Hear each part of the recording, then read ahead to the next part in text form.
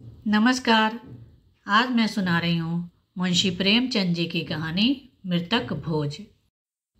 सेठ रामनाथ ने रोगशैया पर पड़े पड़े निराशापूर्ण दृष्टि से अपनी स्त्री सुशीला की ओर देखकर कहा, मैं बड़ा अभागा हूँ शीला, मेरे साथ तुम्हें सदैव ही दुख भोगना पड़ा। जब घर में कुछ न था तो रात दिन गृहस्थी के धंधों और बच्चों के लिए मरती थी। जब जरा कुछ संभला और तुम्हारे आराम करने के दिन आए तो यूं छोड़े चला जा रहा हूं। आज तक मुझे आशा थी, पर आज वह आशा टूट गई। देखो शीला, रो मत, संसार में सभी मरते हैं, कोई 2 साल आगे कोई 2 साल पीछे। अब गृहस्थी का भार तुम्हारे ऊपर है। मैंने रुपए नहीं छोड़े, लेकिन जो कुछ है उससे तुम्हारा जीवन किसी तरह कट जाएगा। यह राजा क्यों रो रहा है? सुशीला ने आंसू पोंछकर कहा, जिद्दी हो गया है और क्या। आज सवेरे से रट लगाए हुए है कि मैं मोटर लूंगा। 50 रुपए से कम में आएगी मोटर? सेठ जी को इधर कुछ दिनों से बालकों पर कुछ विशेष स्नेह हो गया था। बोले, तो मंगा दो ना एक, बेचारा कब से रो रहा है। क्या क्या अरमान दिल में थे, सब धूल में मिल गए। रानी के लिए विलायती गुड़िया भी मंगा दो। दूसरों के खिलौने देखकर बहुत तरसती रही है। जिस धन को प्राणों से भी प्रिय समझा, वह अंत को डॉक्टरों ने खाया। बच्चे मुझे क्या याद करेंगे कि बाप था। अभागे बाप ने तो धन को लड़की लड़कों से प्रिय समझा, कभी पैसे की चीज भी लाकर नहीं दी। अंतिम समय जब संसार की असारता कठोर सत्य बनकर आंखों के सामने खड़ी हो जाती है, तो जो कुछ न किया उसका खेद और जो कुछ किया उस पर पश्चाताप मन को उदार और निष्कपट बना देता है। सुशीला ने राजा को बुलाया और उसे छाती से लगाकर रोने लगी। वह मातृ स्नेह जो पति की कृपणता से भीतर ही भीतर तड़प कर रह जाता था, इस समय जैसे खौल उठा। लेकिन मोटर के लिए रुपए कहाँ थे? सेठ जी ने पूछा। मोटर लोगे बेटा? अपनी अम्मा से रुपए लेकर भैया के साथ चले जाओ, खूब अच्छी मोटर लाना। राजा ने माता के आंसू और पिता का यह स्नेह देखा तो उसका बाल हट जैसे पिघल गया। बोला, अभी नहीं लूंगा। सेठ जी ने पूछा, क्यों? जब आप अच्छे हो जाएंगे तब लूंगा। सेठ जी फूट फूट कर रोने लगे। तीसरे दिन सेठ रामनाथ का देहांत हो गया।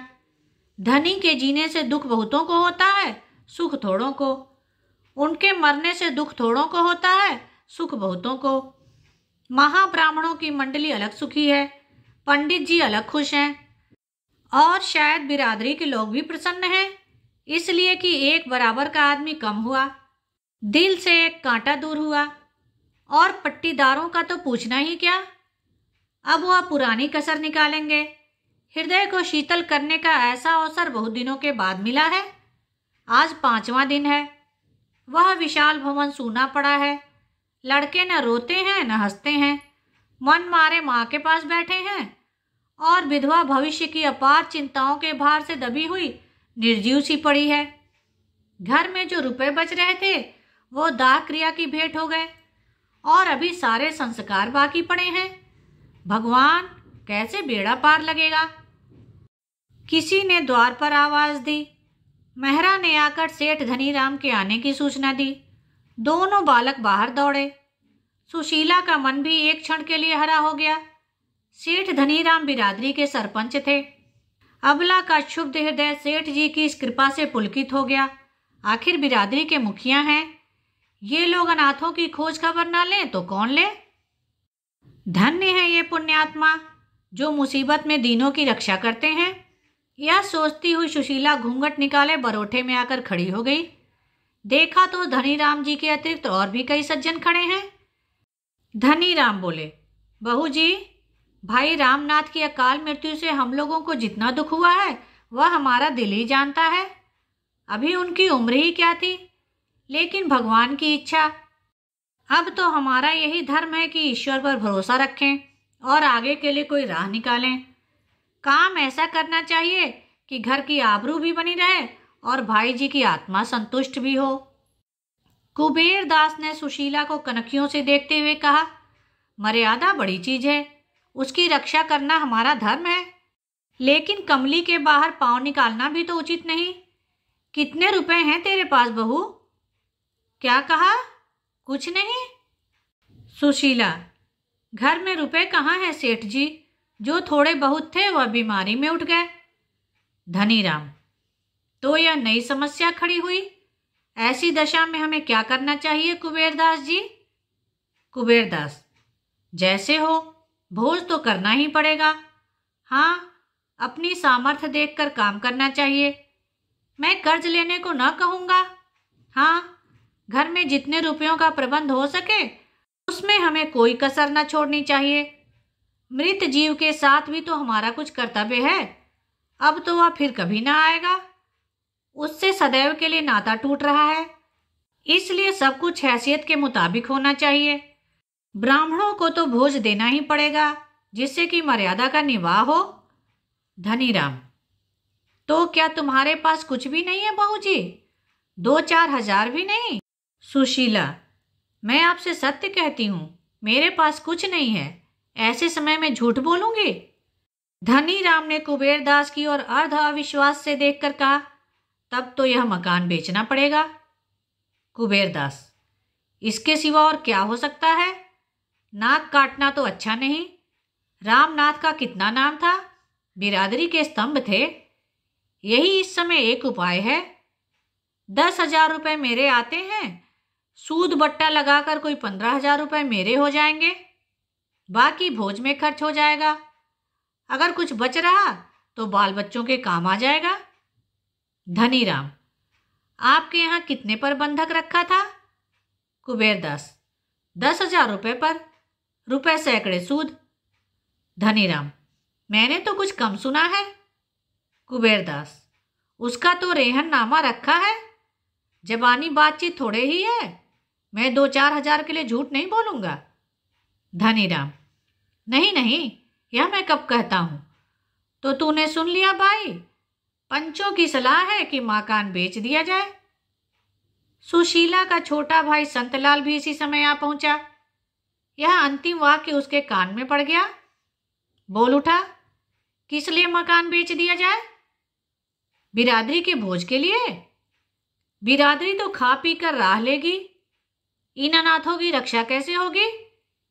इनके भविष्य के लिए भी कुछ सोचना चाहिए।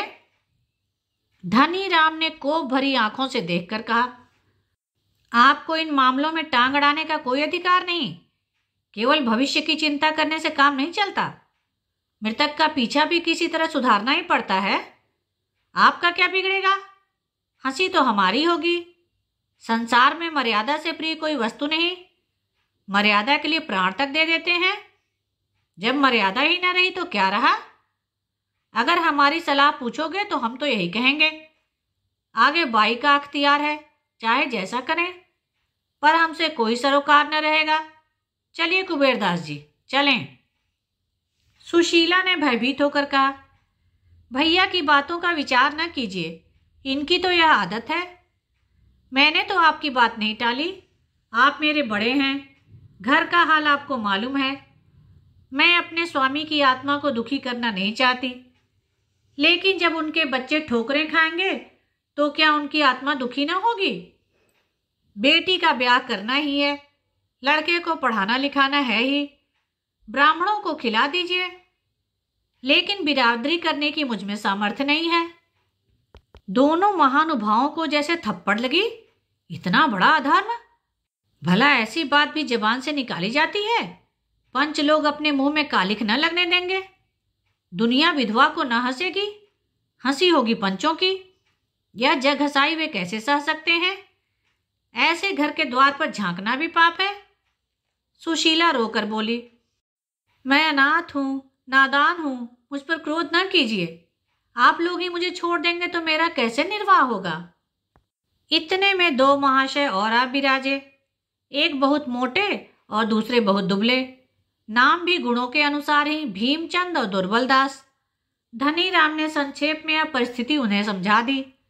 दुर्बलदास ने सहृदयता से कहा, तो ऐसा क्यों नहीं करते कि हम लोग मिलकर कुछ रुपया दे दें? जब इनका लड़का सयाना हो जाएगा तो रुपए मिल जाएंगे। अगर ना मिले तो एक मित्र के लिए कुछ बल खा जाना कोई बड़ी बात नहीं। संतलाल ने प्रसन्न होकर कहा, इतनी दया आप करेंगे तो क्या पूछना। कुबेर दास त्योरियां चढ़ाकर बोले, तुम तो बेसिर पैर की बातें करने लगे दुर्बल दास जी। इस बखत के बाजार में किसके पास फालतू रुपए रखे हुए हैं? भीमचंद, सो तो ठीक है, बाजार की ऐसी मंदी तो कभी देखी नहीं, पर निवाह तो करना चाहिए। कुबेर दास अकड़ गए। वह सुशीला के मकान पर दांत लगाए थे। ऐसी बातों से उनके स्वार्थ में बाधा पड़ती थी। वह अपने रुपए वसूल करके छोड़ेंगे। भीमचंद ने उन्हें किसी तरह सचेत किया, लेकिन भोज तो देना ही पड़ेगा। उस कर्तव्य का पालन न करना समाज की नाक काटना है। सुशीला ने दुर्बल दास में सहृदयता का आभास देखा। उनकी ओर दीन नेत्रों से देखकर बोली, मैं आप लोगों से बाहर थोड़े ही हूं, आप लोग मालिक हैं, जैसा उचित समझें वैसा करें। दुर्बल दास, तेरे पास कुछ थोड़े बहुत गहने तो होंगे भाई? हाँ, गहने हैं, आधे तो बीमारी में बिक गए, आधे बचे हैं। सुशीला ने लाकर सारे गहने पंचों के सामने रख दिए। पर या तो मुश्किल से 3,000 में उठेंगे। दुर्बल दास ने पोटली को हाथ में तौलकर कहा, 3,000 को कैसे जाएंगे? मैं 3,500 दिला दूंगा। भीमचंद ने फिर पोटली को तौलकर कहा, मेरी बोली 4,000 की है। कुबेर दास को मकान की बिक्री का प्रश्न छेड़ने का अवसर फिर न मिला। 4,000 में क्या हुआ जाता है? बिरादरी का भोज है या दोष मिटाना है? बिरादरी में कम से कम 10,000 का खर्चा है। मकान तो निकालना ही पड़ेगा। संतलाल ने ओठ चबाकर कहा, मैं कहता हूं आप लोग क्या इतने निर्दयी हैं? आप लोगों को अनाथ बालकों पर भी दया नहीं आती? क्या उन्हें रास्ते का भिखारी बनाकर छोड़ेंगे? लेकिन संतलाल की फरियाद पर किसी ने ध्यान न दिया।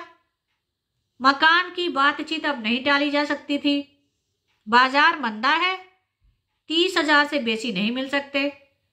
15,000 तो कुबेरदास के हैं, 5,000 बचेंगे, 4,000 गहनों से आ जाएंगे। इस तरह 9,000 में बड़ी किफायत से ब्रह्मभोज और बिरादरी भोज दोनों निपटा दिए जाएंगे। सुशीला ने दोनों बालकों को सामने करके करवृद्ध होकर कहा, पंचों, मेरे बच्चों का मुंह देखिए। मेरे घर में जो कुछ है वह आप सब ले लीजिए, लेकिन मकान छोड़ दीजिए। मुझे कहीं ठिकाना न मिलेगा। मैं आपके पैरों पड़ती हूं, मकान इस समय न बेचें। इस मूर्खता का क्या जवाब दिया जाए? पंच लोग तो खुद चाहते थे कि मकान न बेचना पड़े। उन्हें अनाथों से कोई दुश्मनी नहीं थी, किंतु बिरादरी का भोज और किस तरह किया जाए?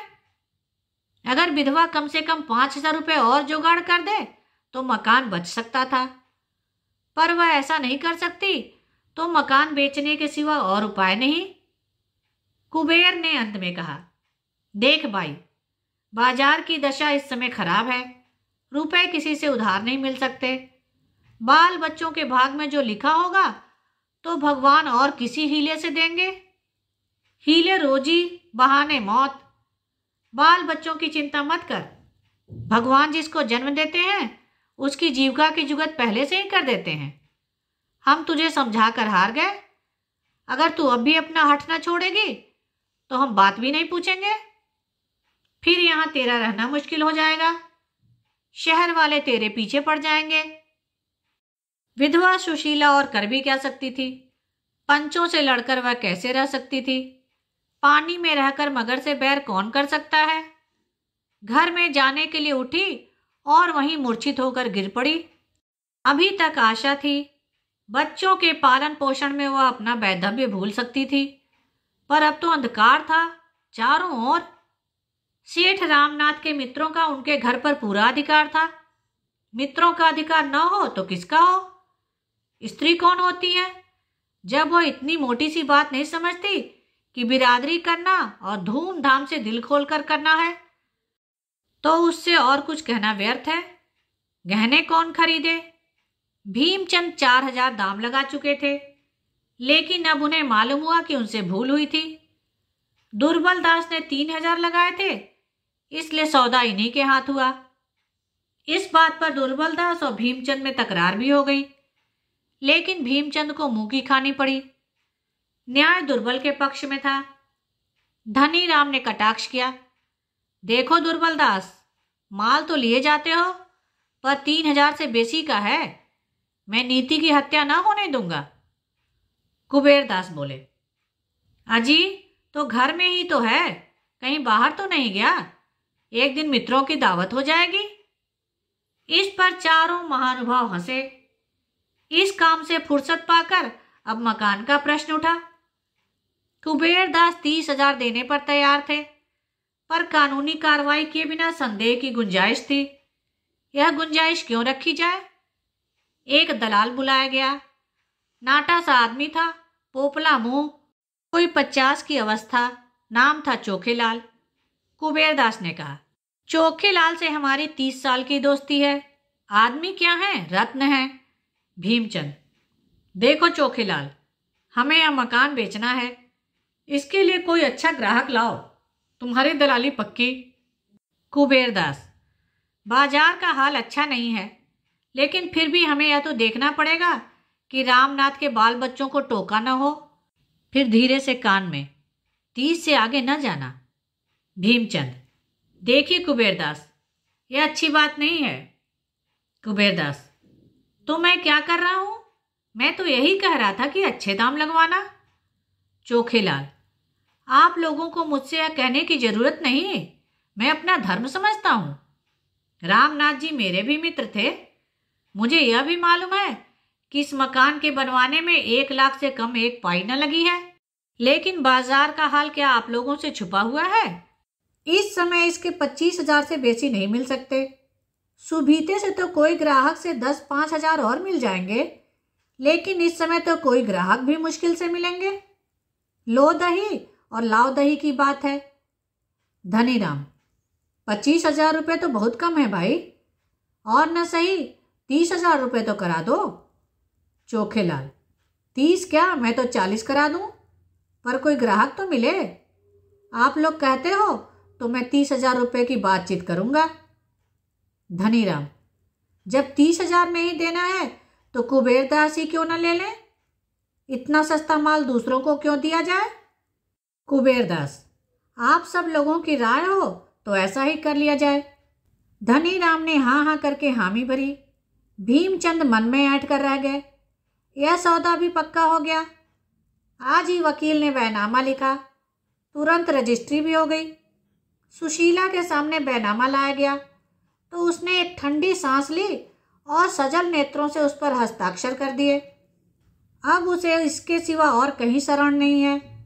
बेवफा मित्र की भांति यह घर भी सुख के दिनों में साथ देकर दुख के दिनों में उसका साथ छोड़ रहा है।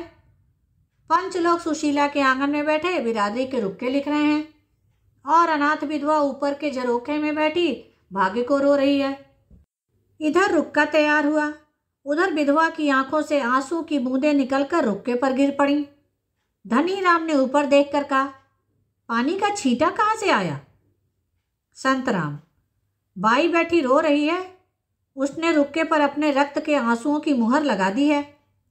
धनीराम ऊंचे स्वर में, अरे तू रो क्यों रही है बाई?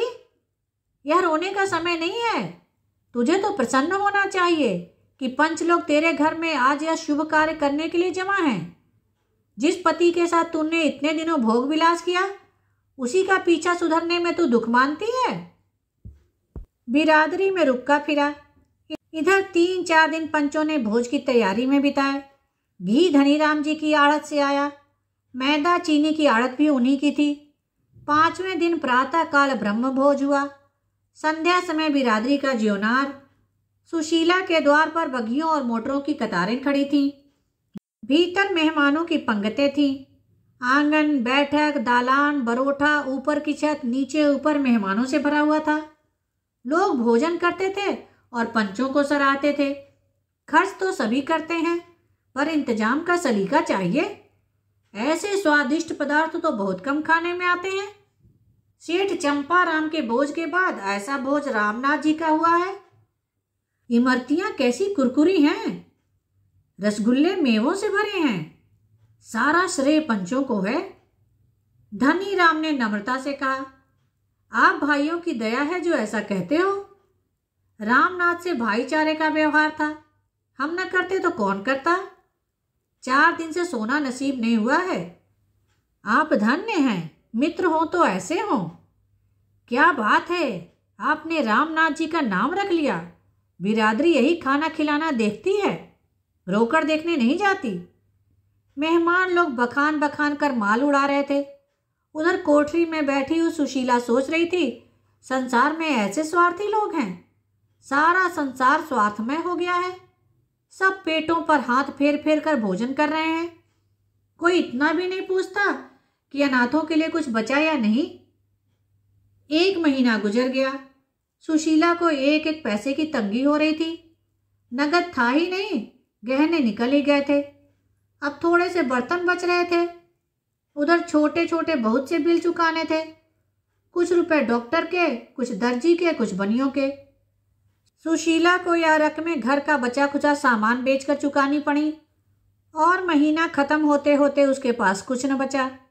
बेचारा संतलाल एक दुकान पर मुनीम था। कभी कभी वह आकर 1 आध रुपया दे देता। इधर खर्च का फैला हाथ था। लड़के अवस्था को समझते थे, माँ को छेड़ते न थे। पर मकान के सामने से कोई खोंचे वाला निकल जाता तो वे दूसरे लड़कों को फल या मिठाई खाते देखते तो उनके मुंह में पानी भरकर आंखों में आंसू आ जाता। ऐसी ललचाई हुई आंखों से ताकते थे कि दया आती। वही बच्चे जो थोड़े दिन पहले मेवे मिठाई की ओर ताकते न थे, अब एक एक पैसे की चीज को तरसते हैं। वही सज्जन जिन्होंने बिरादरी का भोज करवाया था, अब घर के सामने से निकल जाते पर कोई झांकता न था। शाम हो गई थी। सुशीला चूल्हा जलाए रोटियां सेक रही थी और दोनों बालक चूल्हे के पास रोटियों को क्षुधित नेत्रों से देख रहे थे। चूल्हे के दूसरे एले पर दाल थी। दाल के पकने का इंतजार था।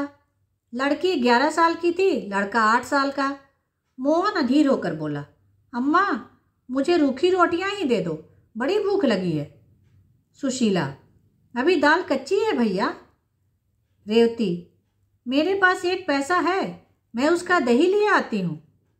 सुशीला, तूने पैसा कहाँ पाया? रेवती, मुझे कल अपनी गुड़ियों की पिटारी में मिल गया था। सुशीला, लेकिन जल्दी आइयो। रेवती दौड़कर बाहर गई और थोड़ी देर में एक पत्ते में जरा सा दही ले आई। माँ ने रोटी सेंक कर दे दी। मोहन दही से खाने लगा। आम लड़कों की भांति वह भी स्वार्थी था। बहन से पूछा भी नहीं। सुशीला ने कड़ी आंखों से देखकर कहा, बहन को भी दे दे, अकेला ही खा जाएगा। मोहन लज्जित हो गया। उसकी आंखें डबडबा आईं। रेवती बोली, नहीं अम्मा, कितना मिला ही है। तुम खाओ मोहन, तुम्हें जल्दी नींद आ जाती है। मैं तो दाल पक जाएगी तो खाऊंगी। उसी वक्त 2 आदमियों ने आवाज़ दी। रेवती ने बाहर जाकर पूछा, यह सेठ कुबेरदास जी के आदमी थे, मकान खाली कराने आए थे। क्रोध से सुशीला की आंखें लाल हो गईं। बरोठे में आकर कहा, अभी मेरे पति को पीछे हुए महीना भी नहीं हुआ, मकान खाली कराने की धुन सवार हो गई। मेरा 50,000 का घर 30,000 में ले लिया, 5,000 सूद के उड़ाए, फिर भी तस्कीर नहीं होती। कह दो मैं अभी खाली नहीं करूंगी। मुनीम ने नम्रता से कहा, बाई जी, मेरा क्या अख्तियार है, मैं तो केवल संदेशिया हूँ। जब चीज़ दूसरे की हो गई तो आपको छोड़नी ही पड़ेगी, झंझट करने से क्या मतलब। सुशीला भी समझ गई, ठीक ही कहता है, गाय हत्या के बल कै दिन चरेगी। नर्म होकर बोली, सेठ जी से कहो मुझे 10-5 दिन की मोहलत दें। लेकिन नहीं, कुछ मत कहो। क्यों 10-5 दिन के लिए किसी का एहसान लूं? मेरे भाग्य में इस घर में रहना लिखा होता तो निकलता ही क्यों? मुनीम ने पूछा, तो कल सवेरे तक खाली हो जाएगा? सुशीला ने कहा, हाँ हाँ कहती तो हूँ, लेकिन सवेरे तक क्यों, मैं भी खाली किए देती हूँ। मेरे पास कौन सा बड़ा सामान ही है, तुम्हारे सेठ जी का रात भर का किराया मारा जाएगा। जाकर ताला वाला लाओ या लाए हो? मुनीम, ऐसी क्या जल्दी है भाई, कल सावधानी से खाली कर देना। सुशीला, कल का झगड़ा क्यों रखूं? मुनीम जी आप जाइए, ताला लाकर डाल दीजिए। यह कहती हुई सुशीला अंदर गई, बच्चों को भोजन कराया। 1 रोटी आप किसी तरह निगली, बर्तन धोए, फिर एक इक्का मंगाकर उस पर अपना सामान रखकर भारी हृदय से उस घर से हमेशा के लिए विदा हो गई। जिस वक्त यह घर बनवाया था, मन में कितनी उमंगें थी। इसके प्रवेश में कई हजार ब्राह्मणों का भोज हुआ था। सुशीला को इतनी दौड़ धूप करनी पड़ी थी कि वह महीने भर बीमार रही थी। इसी घर में उसके 2 लड़के मरे थे, यहीं उसका पति मरा था। मरने वालों की स्मृतियों ने उसकी एक एक ईंट को पवित्र कर दिया था। एक एक पत्थर उसके साथ सुखी और दुखी होता था। वह घर आज उससे छूटा जा रहा है। उसने एक रात पड़ोसी के घर में काटी और दूसरे दिन 10 रुपये महीने पर गली में एक दूसरा मकान ले लिया। इस नए मकान में इन अनाथों ने 3 महीने जिस कष्ट से काटे वह समझने वाले ही समझ सकते हैं। भला हो बेचारे संतलाल का, वह 10-5 रुपए से मदद कर दिया करता था। अगर सुशीला दरिद्र घर की होती तो पिसाई करती, कपड़े सीती, किसी के घर में टहल करती। पर जिन कामों को बिरादरी नीचा समझती है उनका सहारा कैसे लेती? नहीं तो लोग कहते यह सेठ रामनाथ की स्त्री है। उस नाम की भी तो लाज रखनी थी। समाज के चक्रव्यूह से किसी तरह तो छुटकारा नहीं होता। लड़की के 2-1 गहने बच रहे थे, वह भी बिक गए। जब रोटियों ही के लाले थे तो घर का किराया कहाँ से आता? 3 महीने बाद घर का मालिक, जो उसी बिरादरी का एक प्रतिष्ठित व्यक्ति था और जिसने मृतक भोज में खूब बढ़ बढ़ कर हाथ मारे थे, अधीर हो उठा। बेचारा कितना धैर्य रखता। 30 रुपए का मामला था। रुपए 8 आने की बात नहीं, इतनी बड़ी रकम नहीं छोड़ी जाती। आखिर एक दिन सेठ जी ने आकर लाल लाल आंखें करके कहा, अगर तू किराया नहीं दे सकती तो घर खाली कर दे। मैंने बिरादरी के नाते इतनी मुरव्वत की, अब किसी तरह काम नहीं चल सकता। सुशीला बोली, सेठ जी, मेरे पास रुपए होते तो पहले आपका किराया देती, तब पानी पीती। आपने इतनी मुरव्वत की, इसके लिए मेरा सिर आपके चरणों पर है। लेकिन अभी मैं बिल्कुल खाली हाथ हूँ। यह समझ लीजिए कि एक भाई के बाल बच्चों की परवरिश कर रहे हैं। और क्या कहूँ? सेठ, चल चल, इस तरह की बातें बहुत सुन चुका। बिरादरी का आदमी है तो उसे चूस लो। कोई मुसलमान होता तो उसे चुपके से महीने महीने दे देती, नहीं तो उसने निकाल बाहर किया होता। मैं बिरादरी का हूँ, इसलिए मुझे किराया देने की दरकार नहीं। मुझे मांगना ही नहीं चाहिए। यही तो बिरादरी के साथ करना चाहिए। इसी समय रेवती भी आकर खड़ी हो गई। सेठ जी ने उसे सिर से पांव तक देखा और तब किसी कारण से बोले, अच्छा, यह लड़की तो सयानी हो गई, कहीं इसकी सगाई की बातचीत नहीं की? रेवती तुरंत भाग गई। सुशीला ने इन शब्दों में आत्मीयता की झलक पाकर पुलकित कंठ से कहा, अभी तो कहीं बातचीत नहीं हुई है। घर का किराया तक तो अदा नहीं कर सकती, सगाई क्या करूंगी? फिर अभी बहुत छोटी भी तो है। सेठ जी ने तुरंत शास्त्रों का आधार दिया। कन्याओं के विवाह की यही अवस्था है। धर्म को कभी नहीं छोड़ना चाहिए। किराए की कोई बात नहीं है। हमें क्या मालूम था कि सेठ रामनाथ के परिवार की यह दशा है। सुशीला, तो आपकी निगाह में कोई अच्छा घर है? यह तो आप जानते ही हैं, मेरे पास लेने देने को कुछ नहीं है। सेठ जी का नाम झाबरमल था। उन्होंने कहा, लेने देने का कोई झगड़ा नहीं होगा बाई जी। ऐसा घर है कि लड़की आजीवन सुखी रहेगी, लड़का भी उसके साथ रह सकता है। कुल का सच्चा, हर तरह से संपन्न परिवार है। हाँ, वह दोहाजू है। सुशीला, उम्र अच्छी होनी चाहिए, दोहाजू होने से क्या होता है? झाबरमल, उम्र भी कुछ ज़्यादा नहीं है, अभी 40वां ही साल है उसका, पर देखने में अच्छा हष्ट पुष्ट है। मर्द की उम्र उसका भोजन है। बस यह समझ लो परिवार का उद्धार हो जाएगा। सुशीला ने अनिच्छा के भाव से कहा, अच्छा, मैं सोच कर जवाब दूंगी, मुझे एक बार दिखा देना। झाबरमल, दिखाने को कहीं नहीं जाना है भाई, वह तो तेरे सामने ही खड़ा है। सुशीला ने घृणापूर्ण नेत्रों से उसकी ओर देखा। इस 50 साल के बुढ़े की यह हवस, छाती का मांस लटक कर नाभि तक आ पहुंचा है, फिर भी विवाह की धुन सवार है। यह दुष्ट समझता है कि प्रलोभनों में पड़कर मैं अपनी लड़की इसके गले बांध दूंगी, पर अपनी बेटी को आजीवन कुंवारी रखेगी, पर ऐसे मृतक से विवाह करके उसका जीवन नष्ट न करेगी। उसने अपने क्रोध को शांत किया। समय का फेर है, नहीं तो ऐसों को उससे विवाह का प्रस्ताव करने का साहस ही क्यों होता। बोली, आपकी इस कृपा के लिए आपको धन्यवाद देती हूँ सेठ जी, पर मैं कन्या का विवाह आपके साथ नहीं कर सकती। झाबरमल, तो क्या समझती है तू, तेरी कन्या के लिए बिरादरी में कोई कुमार मिल जाएगा। सुशीला, मेरी लड़की कुमारी रहेगी। झाबरमल, और रामनाथ जी के नाम को कलंकित करेगी। सुशीला, तुम्हें ऐसी बातें करते लाज नहीं आती। नाम के लिए घर खोया, संपत्ति खोई, पर कन्या कुएं में नहीं डुबा सकती। झाबरमल, तो मेरा किराया दे दे। सुशीला, अभी मेरे पास रुपए नहीं है। झाबरमल ने भीतर घुसकर गृहस्थी की एक एक वस्तु निकालकर गली में फेंक दी। घड़ा फूट गया, मटके टूट गए, संदूक के कपड़े बिखर गए। सुशीला तटस्थ खड़ी अपने अदिन की अक्रूर क्रीड़ा देखती रही। घर का यूं विध्वंस करके झाबरमल ने घर में ताला डाल दिया और अदालत से रुपए वसूल करने की धमकी देकर चला गया। बड़ों के पास धन होता है, छोटों के पास हृदय होता है। धन से बड़े बड़े व्यापार होते हैं, बड़े बड़े महल बनते हैं, नौकर चाकर होते हैं, सवारी शिकारी होती है, हृदय से संवेदना होती है, आंसू निकलते हैं। उसी मकान से मिली हुई एक साग भाजी बेचने वाली खटकिन की दुकान थी। वृद्धा विधवा निपुती स्त्री थी। बाहर से आग, भीतर से पानी। झाबरमल को सैकड़ों सुनाई और सुशीला की एक एक चीज उठाकर अपने घर में ले गई। मेरे घर में रहो बहू, मुरव्वत में आ गई, नहीं तो उसकी मूंछें उखाड़ लेती। मौत सिर पर नाच रही है, आगे नाथ न पीछे पगा।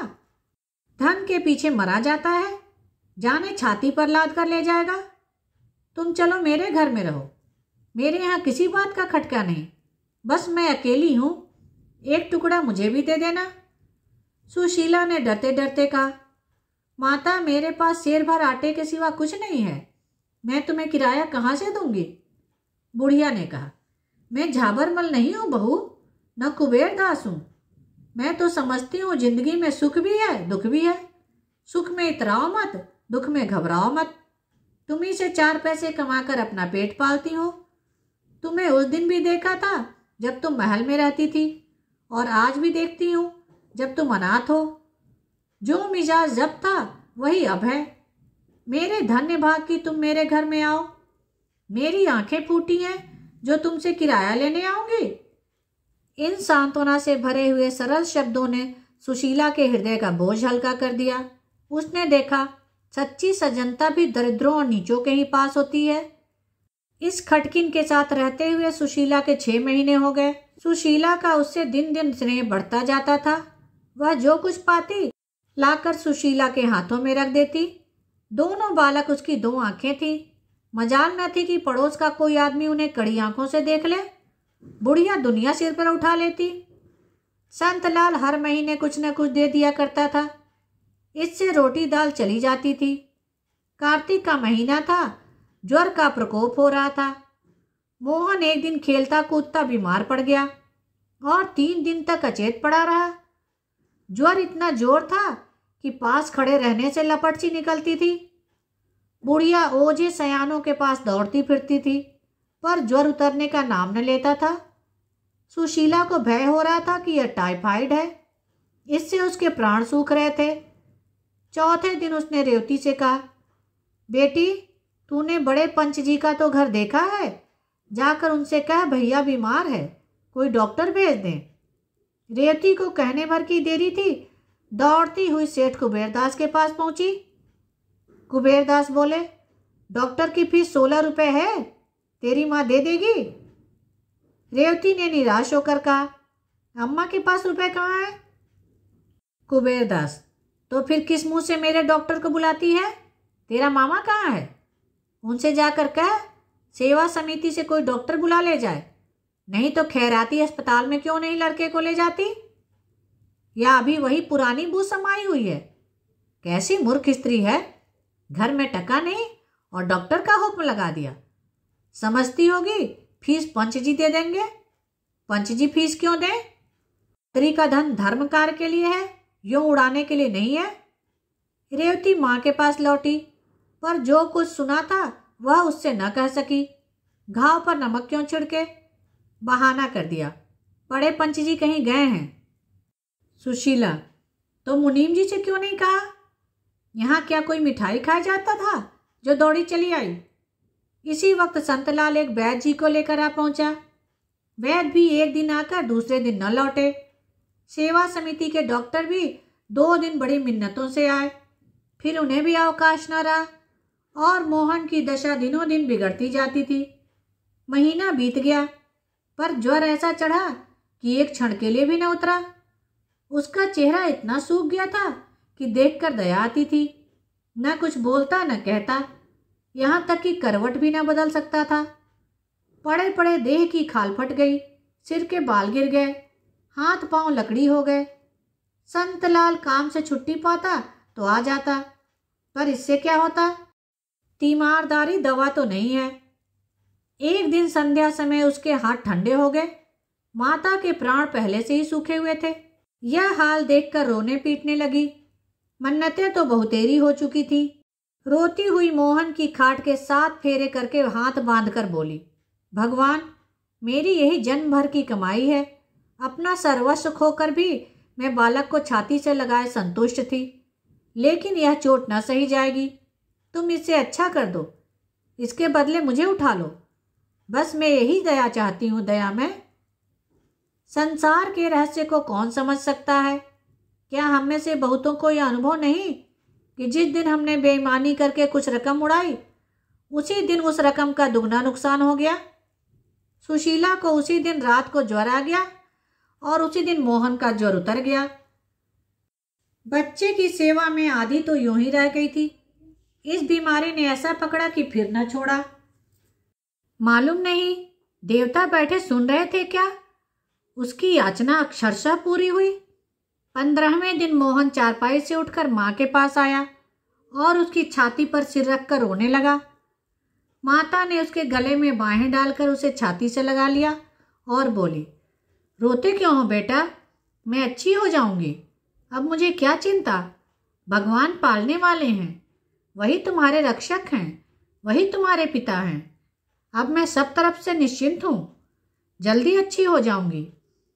मोहन बोला, जिया तो कहती है अम्मा अब अच्छी न होंगी। सुशीला ने बालक का चुंबन लेकर कहा, जिया पगली है, उसे कहने दो। मैं तुम्हें छोड़कर कभी न जाऊंगी, मैं सदा तुम्हारे साथ रहूंगी। हाँ, जिस दिन तुम कोई अपराध करोगे, किसी की कोई चीज उठा लोगे, उसी दिन मैं मर जाऊंगी। मोहन ने प्रसन्न होकर कहा, तो तुम मेरे पास से कभी नहीं जाओगी माँ? सुशीला ने कहा, कभी नहीं बेटा, कभी नहीं। उसी रात को दुख और विपत्ति की मारी हुई यह अनाथ विधवा 2 अनाथ बालकों को भगवान पर छोड़कर परलोक सिधार गई। इस घटना को 3 साल हो गए हैं। मोहन और रेवती दोनों उसी वृद्धा के पास रहते हैं। बुढ़िया माँ तो नहीं है, लेकिन माँ से बढ़कर है। रोज मोहन को रात की रखी रोटियां खिलाकर गुरुजी की पाठशाला में पहुंचा आती है। छुट्टी के समय लिवा आती है। रेवती का अब 14वां साल है। वह घर का सारा काम, पीसना, कूटना, चौका, बर्तन, झाड़ू बुहारू करती है। बुढ़िया सौदा बेचने चली जाती है तो वह दुकान पर भी आ बैठती है। एक दिन बड़े पंच सेठ कुबेर दास ने उसे बुला भेजा और बोले, तुझे दुकान पर बैठते शर्म नहीं आती? सारी बिरादरी की नाक कटा रही है। खबरदार जो कल से दुकान पर बैठी। मैंने तेरे विवाह के लिए झाबरमल जी को पक्का कर लिया है। सेठानी ने समर्थन किया। तू अब सयानी हुई बेटी, अब इस तरह तेरा बैठना अच्छा नहीं। लोग तरह तरह की बातें करने लगते हैं। सेठ झाबरमल तो राजी ही न होते थे। हमने बहुत कह सुनकर राजी किया है। बस समझ ले कि रानी हो जाएगी। लाखों की संपत्ति है। तेरे धन्य भाग कि ऐसा वर मिला। तेरा छोटा भाई है, उसको भी दुकान करा दी जाएगी। सेठ बिरादरी की कितनी बदनामी है। सेठानी है ही। रेवती ने लज्जित होकर कहा, मैं क्या जानूं, आप मामा से कहें। सेठ, वह कौन होता है? टके पर मुनीमी करता है, उससे मैं क्या पूछूं? मैं बिरादरी का पंच हूं, मुझे अधिकार है। जिस काम से बिरादरी का कल्याण देखूं वह करूं। मैंने और पंचों से राय ले ली है। सब मुझसे सहमत हैं। अगर तू यूँ नहीं मानेगी तो हम अदालती कार्रवाई करेंगे। तुझे खर्च बरच का काम होगा, यह लेती जा। यह कहते हुए उन्होंने 20 रुपए के नोट रेवती की तरफ फेंके। रेवती ने उठाकर वहीं पुर्जे पुर्जे कर डाले और तमतमाए मुख से बोली, बिरादरी ने तब हम लोगों की बात न पूछी जब हम रोटियों को मोहताज थे। मेरी माता मर गई, कोई झांकने तक न आया। मेरा भाई बीमार हुआ, किसी ने खबर तक न ली। ऐसी बिरादरी की मुझे परवाह नहीं है। रेवती चली गई तो झाबरमल कोठरी से निकल आए। चेहरा उदास था। सेठानी ने कहा, बड़ी घमंडिन लड़की है, आंख का पानी मर गया है। झाबरमल, 20 रुपए खराब हो गए, ऐसा फाड़ा है कि जुड़ भी नहीं सकते। कुबेरदास, तुम घबराओ नहीं, मैं इसे अदालत से ठीक करूंगा। जाती कहाँ है? झाबरमल, अब तो आपका ही भरोसा है। बिरादरी के बड़े पंच की बात कहीं मिथ्या हो सकती है? रेवती नाबालिग थी, माता पिता नहीं थे। ऐसी दशा में पंचों का उस पर पूरा अधिकार था। वह बिरादरी के दबाव में नहीं रहना चाहती है, न चाहे। कानून बिरादरी के अधिकार की उपेक्षा नहीं कर सकता। संतलाल ने यह माजरा सुना तो दांत पीस कर बोले, न जाने इस बिरादरी का भगवान कब अंत करेंगे। रेवती, क्या बिरादरी मुझे जबरदस्ती अपने अधिकार में ले सकती है? संतलाल, हाँ बेटी, धनिकों के हाथ में तो कानून भी है। रेवती, मैं कह दूंगी कि मैं उनके पास नहीं रहना चाहती। संतलाल, तेरे कहने से क्या होगा? तेरे भाग्य में यही लिखा था, तो किसका बस है? मैं जाता हूँ बड़े पंच के पास। रेवती, नहीं मामा जी, तुम कहीं न जाओ। जब भाग्य ही का भरोसा है तो जो कुछ भाग्य में लिखा होगा वह होगा। रात तो रेवती ने घर में काटी। बार बार निद्रा मग्न भाई को गले लगाती। यह अनाथ अकेला कैसे रहेगा, यह सोचकर उसका मन कातर हो जाता। पर झाबरमल की सूरत याद करके उसका संकल्प दृढ़ हो जाता। प्रातःकाल रेवती गंगा स्नान करने गई। यह इधर कई महीनों से उसका नित्य का नियम था। आज जरा अंधेरा था, पर यह कोई संदेह की बात न थी। संदेह तब हुआ जब 8 बज गए और लौट कर न आई। तीसरे पहर सारी बिरादरी में खबर फैल गई कि सेठ रामनाथ की कन्या गंगा में डूब गई, उसकी लाश पाई गई। कुबेरदास ने कहा, चलो अच्छा हुआ, बिरादरी की बदनामी तो न होगी। झाबरमल ने दुखी मन से कहा, मेरे लिए अब कोई और उपाय कीजिए। उधर मोहन सिर पीट पीट कर रो रहा था और बुढ़िया उसे गोद में लिए समझा रही थी, बेटा उस देवी के लिए क्यों रोते हो? जिंदगी में उसके दुख ही दुख था, अब वो अपनी माँ की गोद में आराम कर रही है। कहानी को लाइक करें और शेयर करें, और अभी तक चैनल को सब्सक्राइब नहीं किया है तो सब्सक्राइब कर लें, जिससे सभी कहानी आपको समय पर मिल जाए।